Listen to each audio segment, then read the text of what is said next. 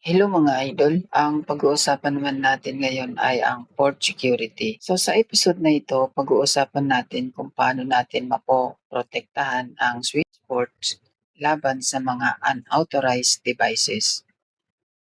Ang tanong, paano kung may ibang device na biglang nag-connect sa port mo? So dito papasok ang port security. So isang features na kayang ilimit kung ilang MAC address lang ang pwedeng gumamit ng isang port.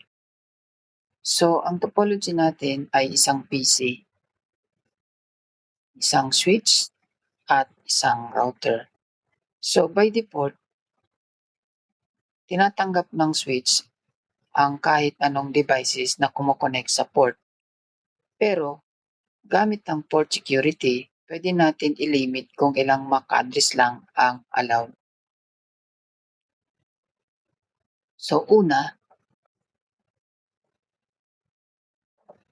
magre-request muna ako ng IP address. So, nakonfigurean ko na ito ng DHCP na. Nag-request lang tayo ng IP address. So, dito sa switch, mag-show MAC address table tayo. Show MAC address table. Kung mapapansin natin, yung FA01, kung saan nakakonect si PC, ay ito yung kanyang MAC address. At pagkatapos, mag-configure tayo o i-enable natin yung port security sa interface na FA01. So mula sa switch, configurean natin to ng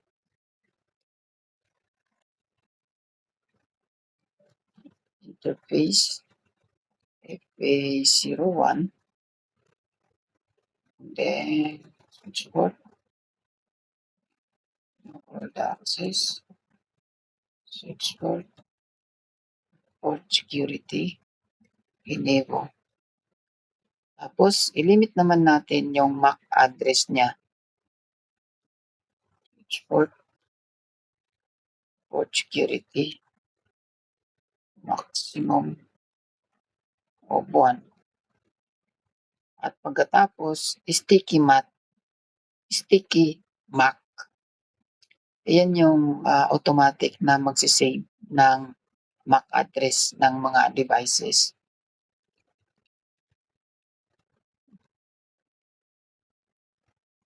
Okay.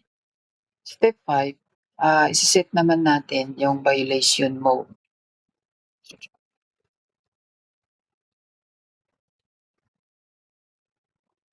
So kapag may ibang device na kumonek, automatic magsi-shutdown ng port.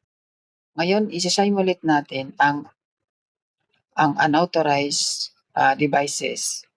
So ang gagawin natin, so since ito nakakonect na, ito na yung alam ni PC, ping natin si 192.168.10.1. So wala siyang reaction.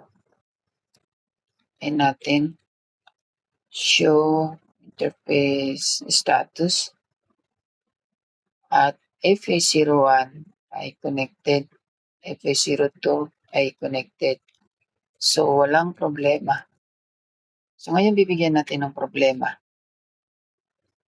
Kakabit natin ngayon yung isang PC na ito. So, titingnan natin kung anong mangyari. So, pubunutin ko dito sa PC. Tapos ililipat ko dito kay PC2. So, titingnan natin kung anong mangyayari. Forward natin. At pagkatapos, re-request ako ng IP. So, yun, namatay siya. Nag-shutdown. So, kapag ka nag-show interface tayo, so makikita natin dito na, ayan, violation. Pre-secure, violation, security mode. So, iba yung MAC address niya kaya sinutdown ni switch.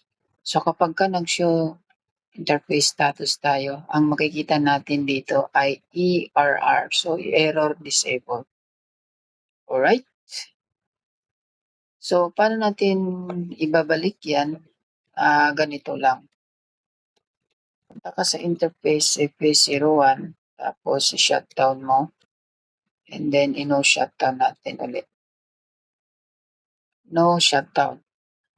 Kaya lang, nakapatch pa siya dyan. Pag in-enter natin dyan, at mayroon uli magwo-work, isi-shutdown ulit niya. So, titingnan natin. O, shutdown na naman siya. Kaya bago natin i-up yan, ilipat mo muna sa normal na PC. Then, shutdown. Then, no shutdown. Forward natin. So, yun, hindi na siya namatay kasi sa kanya lang yung IP address or MAC address. So, sa enterprise network, ginagamit ang port security para maiwasan ang unauthorized access at MAC flooding attack. So, kung may natutunan kayo sa video na ito, huwag kalimutan mag-subscribe sa Alum Network Tutorial para sa mas marami pang Network Club at CCNA tutorial. Alright, so yun lang.